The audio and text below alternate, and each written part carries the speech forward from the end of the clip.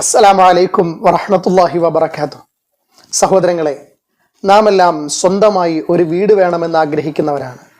അങ്ങനെ ആഗ്രഹിക്കാത്തവരായി ആരും തന്നെ ഉണ്ടാവുകയില്ല. ആ വീട് തന്നെ ഏറ്റവും മനോഹരമായി തീരാനും സൗകര്യങ്ങൾ നിറഞ്ഞതാകുവാനും നാം ആഗ്രഹിക്കാറുണ്ട്. എന്നാൽ ഈ ലോക ജീവിതം വളരെ തുച്ഛമായ നാളുകൾ മാത്രമാണ്, അതല്ലെങ്കിൽ കുറഞ്ഞ വർഷങ്ങൾ മാത്രമാണ്.